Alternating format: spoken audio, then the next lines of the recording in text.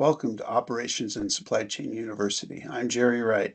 This is lesson number 7, Measures of Central Tendency. So measures of central tendency. In statistics, the measure of central tendency is a central or representative value for a distribution of data.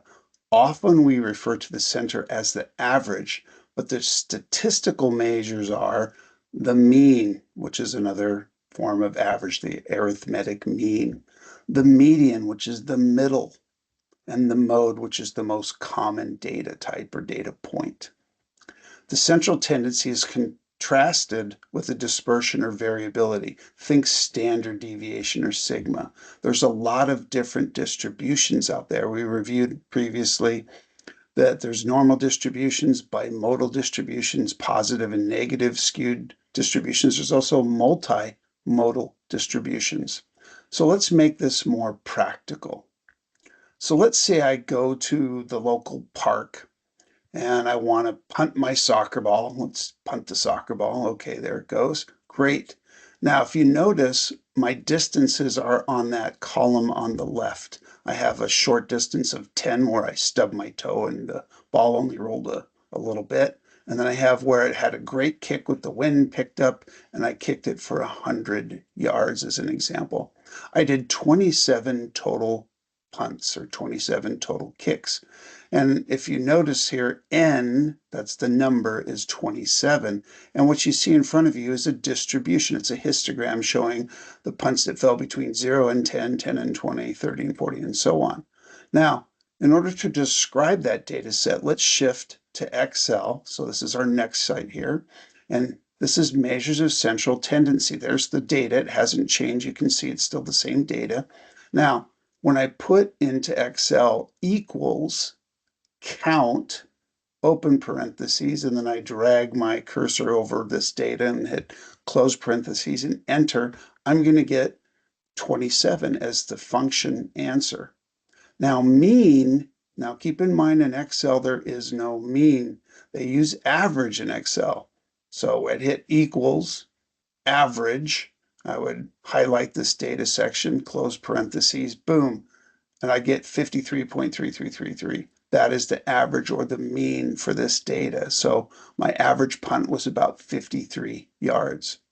Now the median equals median in the data would be 50. That's the most center. So half of the data is above and half the data is below that center point. Coincidentally on this, when I hit equals mode, I get 50. The median and the mode are the same in this data set. The mode is the most common recurring data point. And if you notice in this, I have 5 50s. The max, so I can hit equal max or hit equal maximum, and I drag it over the range, I'm getting it 100. Now I could look for the tallest or the largest or the longest number, the biggest number. That's one way to do it if they're sorted, but if they're not, and it's a big data set, I hit equals max and it tells me the max. Similarly, for min or minimum, I'm going to do that, it's 10. Now, there is no, and I'm not sure why this is, in Excel, there is no range function. You have to hit max minus min to get the range, which is 90. So again, these are measures of central tendency. These can all be done in Excel. They're very straightforward. Now, if I wanted to plug this into, say, a program, whether I had SigmaZone, which is a statistical software program, or maybe I have Minitab or Engine Room, other types, which we'll discuss later in this course. In Intro to the Black Belt course, we'll look at those as well. Here's an example in SigmaZone of punts. So now I have this nice histogram. If you notice there's a curve in there, the pink distribution says, oh, it's a normal distribution. My mean or my average is 53.33, and my standard deviation or the variation from the center is 23.038. So it means basically from 53 up to 76 and 53 down to 30 or so is the majority of my data. Okay. Now here's the thing to look at. When we talk about variability, n or the number is the same for both of these distributions. Which one has a greater sigma, a greater standard deviation? Now, standard deviation, represented by the Greek letter sigma, is the measure of dispersion from a reference point. Usually it's from the mean or the center, the average, if you want to use that. Now here's the formula for standard deviation, or sigma. It's the square root of the sum of the differences of all the variations. Now typically we square the variation and then take the square root to get rid of any negative or positive. We always want it to be a positive number in terms of the standard deviation. Don't worry about remembering the formula. It's not critical. There's a nice function in Excel called Std-dev, STDEV, that allows us to calculate standard deviation, or sigma, quite readily. Now, just as a note, sample sizes. When you go to collect data, and we'll talk more about data sampling in the black belt course, but for the purposes of the green belt course, how do you determine sample sizes? What's the minimum number of data points needed for a statistically significant sample? While 30 is the bare minimum, usually 40 is a good minimum number of data points for most populations to be statistically useful.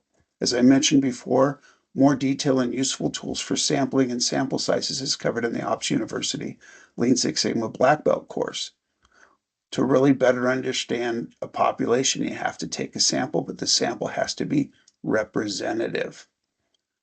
All right, another thing I wanted to share with you is correlation. Now, correlation is something where for every movement up, say, in X, what do I get with Y? So as I move X up, my Y goes up. And a perfect positive correlation, where rho is the correlation coefficient, rho would be equal to 1 in this example on the upper left. Now, a high positive correlation would be what you see in the lower left. As you move over an X, we go up in Y. It's a nice linear relationship. Now, sometimes you have no correlation, where rho is equal to 0 for every move in X. There's no correlating relation to the adjustment in Y. There's just nothing there. So that's where rho would be equal to 0. Now there's also a perfect negative correlation, rho equals -1. For every movement in X, we go down in Y. And there'd be a high negative correlation on the lower right. So correlation is another way that we can look at data. And then finally, control charts. We're not going to get into a lot on control charts now, but we will talk more about those in detail later. When we want to look at calculating the control limits for a control chart, keep in mind control limits are calculated. They're not just picked. That's a specification limit, and we'll talk more about that later. But a lower control limit would be the mean minus 3 times the standard deviation. The upper control limit would be the mean, or the average, plus 3 times the standard deviation. And you can see the upper control limit and the lower control limit and the average, or the mean, in the center. And each data point is followed along in the order of time sequence. Now, how many points determine a trend? A lot of people say, oh, we have 3 points in a row, it's a trend. Technically, from a statistics standpoint, 7 points, all in a row, all increasing or all decreasing, either one, is a trend. 6 points, nope. When you get to 7, then you have statistically a trend. Again, we'll revisit control charts in more detail in lesson number 19.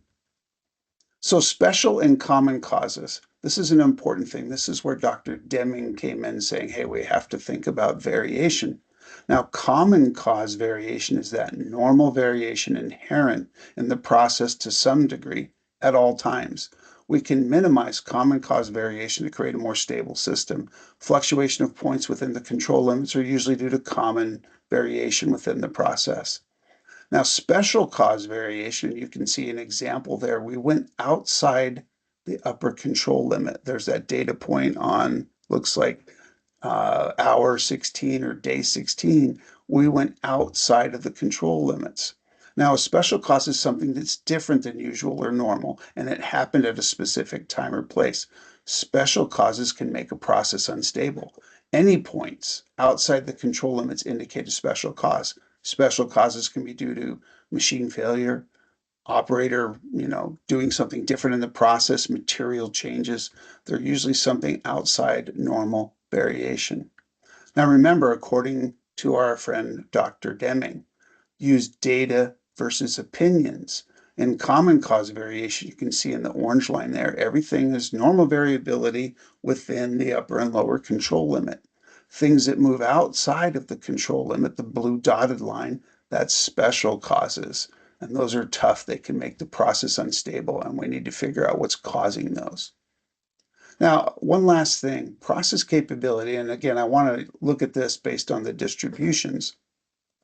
Having a high potential but a low process capability. If you look at that distribution there, I've got the points, they're tightly clustered, but they're not centered. They're not on the target. That's not good. That's high potential capability, meaning my precision is good, but my accuracy is poor. Now, here's another example. I don't have good precision, nor do I have accuracy. I'm kind of spread around and I'm still missing. And note that that distribution is much broader. It's much broader and it's not centered. That's the key thing to look at. And then here, this is what we want to see. We want that nice tight distribution, good precision, and I want it centered on where I'm headed. That's what we want to get out of our process. Now, we'll talk more about process capability in future lessons, but process capability is a very key Lean Six Sigma tool that we can use to make sure we have a stable, capable process that produces quality output every time. So Dr. Deming, he wrote a book called Out of the Crisis.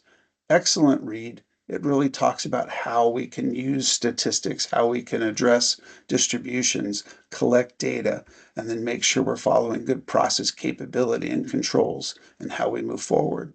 You can pick this out on any online bookseller, including Amazon and others. Very good read, a lot of good background from Dr. Deming. That's it for this lesson. Thank you.